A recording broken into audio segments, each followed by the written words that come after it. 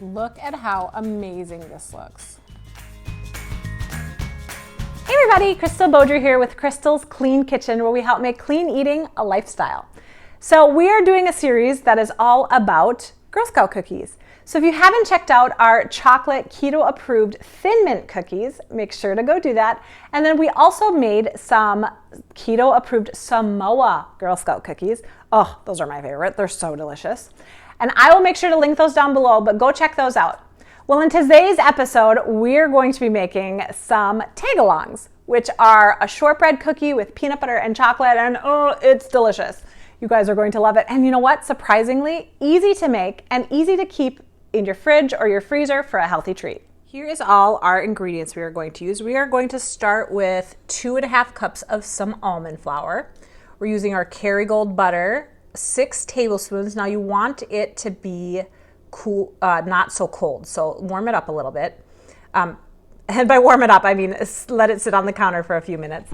Now because we're cooking these, I like to use the erythritol monk fruit mixture. We are doing a half of a cup of that, a teaspoon of vanilla, and that is for our cookie base. Now for the toppings of it, we're going to be doing some no sugar added peanut butter. I love this brand from Costco. Seriously, if you haven't tried it, do it because it tastes so good. You can't even tell that there's no sugar in it. It tastes delicious. And then we're going to be mixing it with 2 tablespoons of some allulose. Now, if you know me, I love doing allulose with something that is not going in the oven. So since that is just going to go on top of the cookies and then we're going to freeze them for a little bit, that will be perfect. And then for the chocolate, I love either doing Lily's or else Costco has a brand also that works. And then we're going to mix in a little bit of coconut oil to make it not quite so thick while we heat those up. Okay, let's get started. Okay, so I mixed in the 6 tablespoons of butter and the half a cup of sweetener. And I'm going to be just beating this together for about 5 minutes until it creams the butter and the sugar together. Then I'm going to add in some vanilla and slowly add in the almond flour mixture. You, of course, want to keep scraping the sides down also. All right, so I'm done whipping all of the butter. As you can see, it's really nice and a lot more fluffy. That's what you want. You want them to have the air pockets in there. Then I'm going to add in some vanilla and slowly add in the almond flour. 1 teaspoon of vanilla. There we go.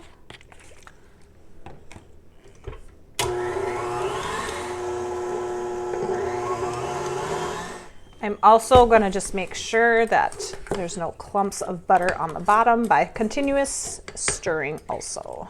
Okay, so you see all of the crumbles. That's exactly the type of texture that you want. Okay, let's form these up into cookies. All right, so this is how the dough is going to look. It's very similar to our Thin Mint cookies. It's still a little crumbly, but that's okay. If you just kind of push it together, it will form up nicely. Now we're gonna put it in between 2 parchment papers and roll it out. I always put the parchment papers and kind of wedge it in between my waist a little bit so that it doesn't slide all over the place. I'm going to roll it out to about 1/4 of an inch thick because I think that's a great size for cookies.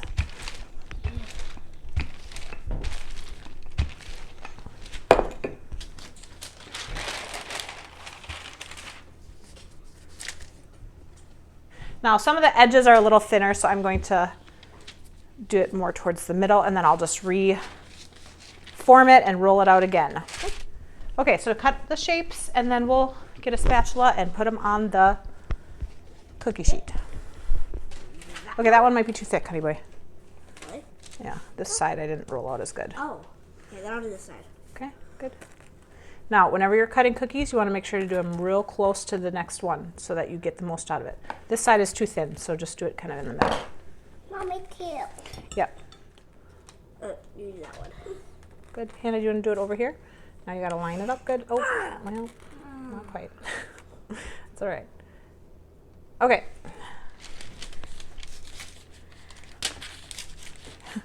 you eating the dough, Hannah, honey? Okay, so now we're gonna reform this and roll it out again. Hannah, stop eating it, you goof. Aria, no thank you. No, eat it.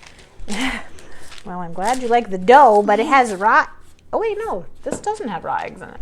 I mean, technically, I guess this would be good dough to eat.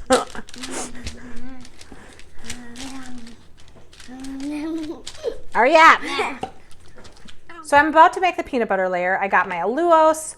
I'm going to be using about 1/4 of a cup, maybe a little less than that. You don't have to put that much in if you don't want to. And then I'm just gonna mix this together. And my cookies are cooling off right now, and then I'm going to be painting the tops of the cookies. All right, the peanut butter and sweetener is all combined, and now I'm gonna go put it on top of the cookies. Okay, so here's the finished product of the cookies that we did. They're just slightly golden brown on the outside, and they look and taste beautiful. I know my kids got into them already, and they approve.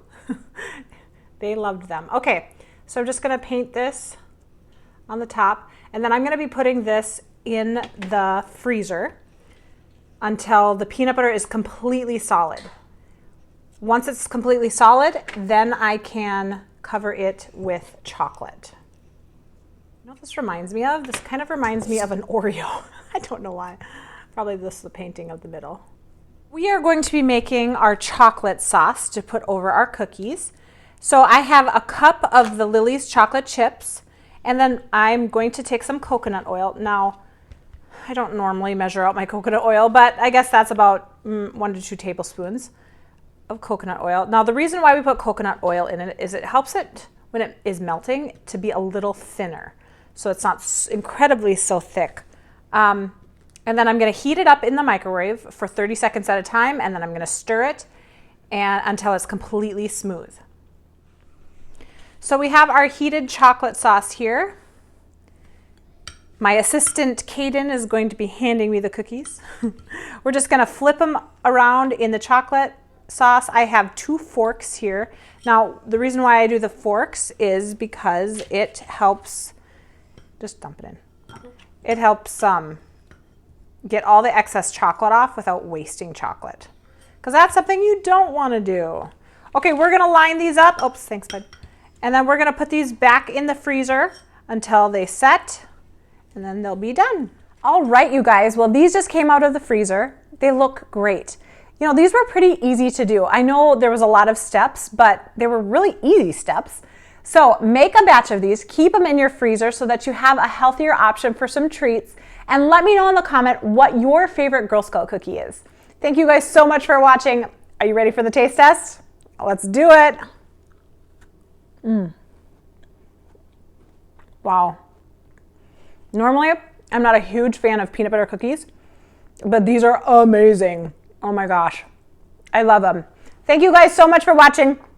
Don't forget to like this video, comment what your favorite Girl Scout cookie is, and subscribe to my channel. We'll see you next time. Bye.